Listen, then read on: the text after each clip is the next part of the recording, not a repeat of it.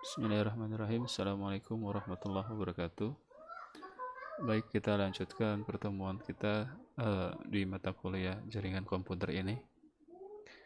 Network saat ini yang mewakili sebagian besar akses broadband, atau broadband itu adalah internet berkecepatan tinggi di perumahan Amerika Serikat, dan juga teknologi yang menjanjikan kecepatan lebih tinggi adalah fiber to the home, ya, atau FTTH, ya, fiber to the home. Misalnya ada sebuah perusahaan besar di Amerika Serikat, yaitu AT&T, ya, yang merupakan perusahaan dengan layanan jaringan optik terbesar di Amerika, ya. Banyak pengguna sekarang menikmati manfaat dari layanan namanya UVerse, ya, itu milik AT&T, ya. UVerse ini adalah internet broadband, telepon IP, ya. Telepon IP itu telepon yang menggunakan basis pengiriman datanya menggunakan internet, ya. Seperti kita menggunakan WhatsApp, telepon seperti itu, ya. Dan juga layanan IPTV, yaitu TV yang menggunakan internet, ya. Penyedia layanan internet lainnya melakukan hal yang sama, ya. Di Amerika selain ada AT&T juga ada Verizon, ya, yang telah sangat agresif dengan layanan fibernya, yaitu FiOS, ya. Jadi di Amerika sana itu yang namanya network, ya, itu sudah akses broadband, ya, atau internet berkecepatan tinggi. Kenapa? Karena mereka menggunakan jaringan optik, ya, seperti itu. Oke. Optical distribution network atau jaringan distribusi optik, ya, paling sederhana disebut direct fiber, ya. Nah, itu fiber langsung dengan satu fiber dari pusat ke setiap rumah, ya. Secara umum setiap fiber dari pusat digunakan bersama oleh banyak rumah, seperti itu. Ada dua arsitektur jaringan distribusi optik yang melakukan splitting ini, ya. Yang pertama dikenal dengan Active Optical Network atau jaringan optik aktif, singkatnya AON, ya. Dan yang kedua adalah Passive Optical Network atau pasif jaringan optik atau PON. AON merupakan rangkaian titik ke banyak titik atau disebutnya point to multiple point, ya, disingkat P2MP, ya, point to multiple point. Penggunaan teknologi ini terbatas karena biayanya sangat tinggi. PON, ya, atau pasif, ya, Passive Optical Network, merupakan jaringan P2MP juga, ya. Nah, perbedaannya di mana pada titik komponen aktif digantikan oleh pencerai optik pasif, ya, atau Passive Optical Splitter. Jika dibandingkan dengan jaringan jenis AON, pemasangan jaringan jenis PON adalah lebih murah, mudah, ya, serta tidak menggunakan komponen elektronik aktif sehingga mengurangi biaya pemeliharaan pemakaian peralatan, gitu, ya. Teknologi jaringan akses lain yaitu melalui saluran telepon tradisional dinamakan DSL atau Digital Subscriber Line, ya, atau internet bandwidth dari kabel telepon rumah, ya. Jadi menggunakan kabel telepon rumah DSL. Tetapi akses dial-up sangat lambat, ya, yaitu 56 KB per second, ya. Kalau DSL ini digunakan di kampus-kampus itu pasti akan sangat lambat sekali, apalagi di perusahaan, ya. Jadi sebenarnya nggak cocok, ya. Oleh karena itu teknologi Ethernet, ya, bukan internet, ya, Ethernet. Ethernet yaitu menghubungkan kabel ke jaringan komputer. Jadi perantara kabel begitu, ya, ke jaringan-jaringan komputer. Sejauh ini merupakan teknologi akses paling umum di universitas, perusahaan, dan jaringan rumah, ya.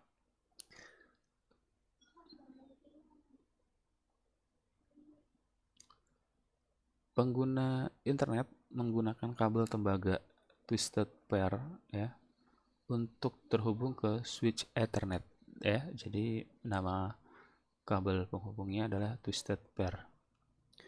Switch internet atau jaringan switch Ethernet yang paling berhubungan, yang pada gilirannya terhubung ke internet ya. Jadi mereka saling terhubung seperti itu dengan kabel-kabel yang nanti akan terhubung ke internet ya. Namun semakin banyak orang yang mengakses internet secara nirkabel dari laptop atau ponsel pintar atau tablet dan perangkat lain, dalam pengaturan LAN nirkabel, LAN itu ialah local area network gitu ya. Dan ini nirkabel, pengguna nirkabel mengirim dan menerima paket ke dan dari titik akses yang terhubung ke jaringan perusahaan melalui wire Ethernet ya, yang pada gilirannya terhubung ke internet kabel. Banyak orang menyebut titik akses itu sebagai modem nirkabel, tetapi istilah yang tepat adalah titik akses ya. Pengguna LAN nirkabel biasanya berada dalam jarak sekitar 30 kaki atau lebih di titik akses ya. Jadi untuk penggunaan local area network ini kan menggunakan kabel ya yang saling terhubung yang dinamakan Ethernet gitu ya. Nah, untuk jaraknya itu adalah 30 kaki atau lebih dari titik akses ya. Akses LAN nirkabel dikenal dengan Wi-Fi ya. Akses LAN nirkabel dengan Wi-Fi.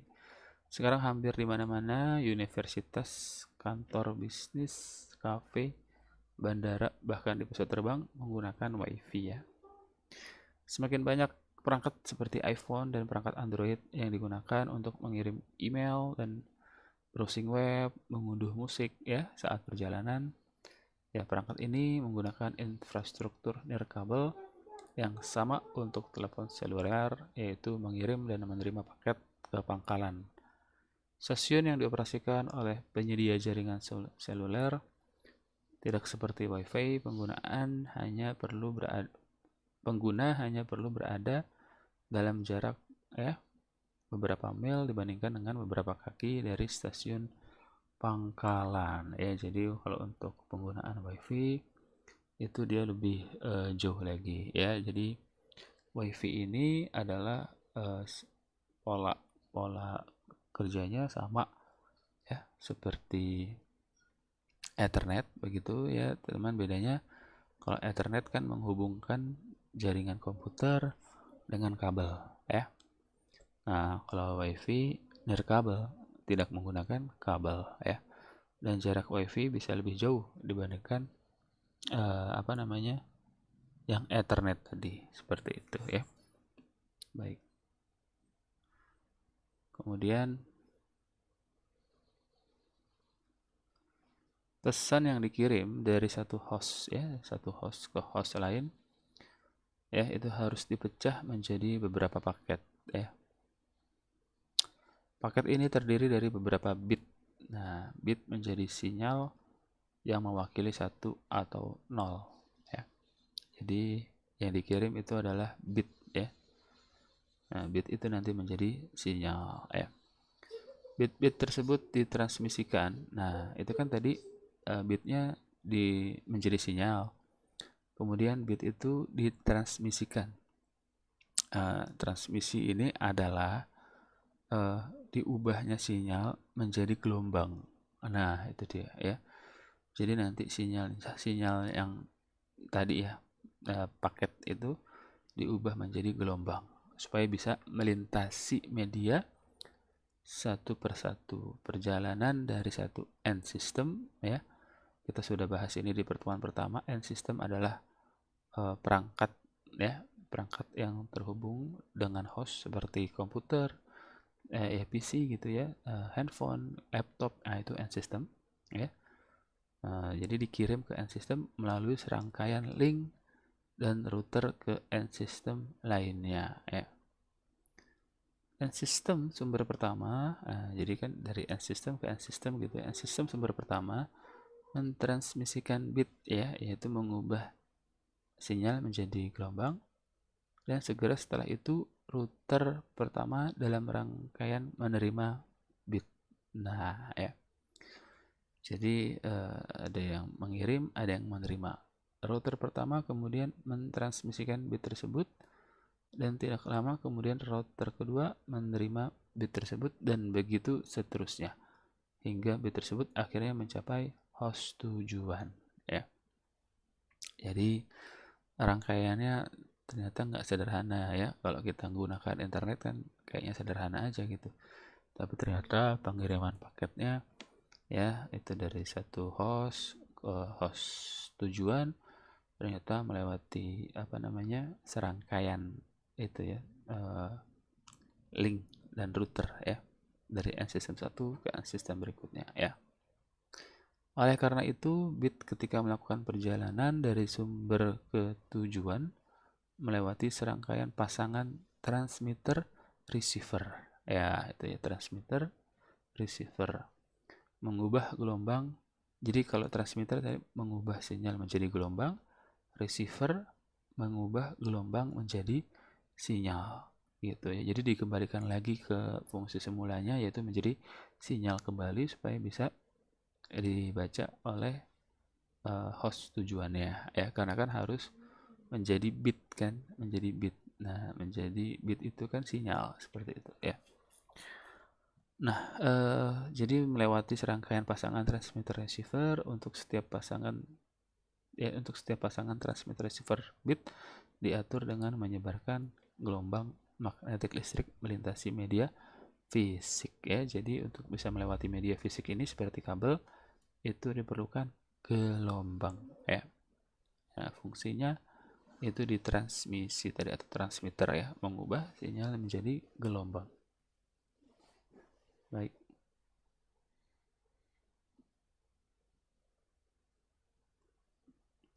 Berikut ini adalah contoh teknologi jaringan akses yang paling umum digunakan saat ini, ya. Router yang Anda lihat di sini diwakili oleh simbol oval dengan tanda plus, ya. Nah, jadi simbol oval dengan tanda plus adalah sumber akses ke internet untuk jaringan area lokal, ya. Jadi yang tanda plus, ya. Sebentar, slide-nya yang mana? Oke, ini masih ini tadi, ya.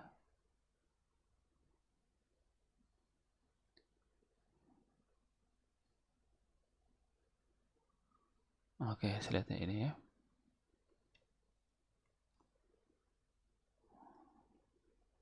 Oke, jadi untuk yang router itu adalah yang oval dengan tanda plus, gitu, ya. Itu sumber akses ke internet untuk jaringan area lokal. Jika Anda melihatnya, jaringan area lokal sepertinya memiliki titik akses yang melekat padanya yang terhubung ke switch yang pada gilirannya terhubung ke internet titik akses nirkabel yang memiliki 2 laptop, ya. Dan kemudian dapat dilihat ada 4 desktop lain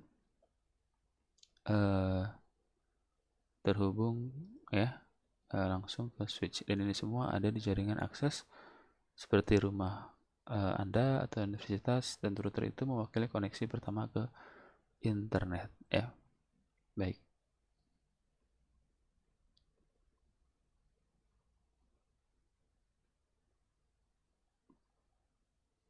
Oke. Media fisik dapat mengambil banyak bentuk dan tidak harus dari jenis yang sama untuk setiap pasangan transmitter receiver di sepanjang jalur. Contoh media fisik diantaranya kabel tembaga twisted pair, kabel koaksial, kabel fiber optik multimode, spektrum radio terestrial, dan spektrum radio satelit. Media fisik terbagi menjadi 2 kategori, media terpandu dan media tidak terpandu. Dengan media terpandu, gelombang dipandu sepanjang media padat seperti kabel fiber optik atau kabel tembaga twisted pair atau kabel koaksial. Dengan media tak terpandu, gelombang yang merambat di atmosfer berada di luar angkasa seperti melihat LAN nirkabel atau saluran satelit digital. Media transmisi yang paling sedikit dan paling umum digunakan adalah kabel tembaga twisted pair. selama lebih dari 100 tahun telah digunakan oleh jaringan telepon.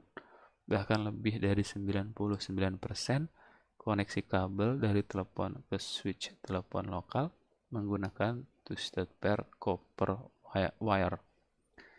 Twisted pair terdiri dari dua kabel tembaga berinsulasi masing-masing setebal sekitar 1 mm, disusun dalam pola spiral yang teratur. Kabel dipilih bersama untuk mengurangi interferensi listrik ya. Artinya supaya tidak terjadi sambaran petir gitu ya dari pasangan serupa yang berdekatan. Interferensi itu disebut crosstalk ya.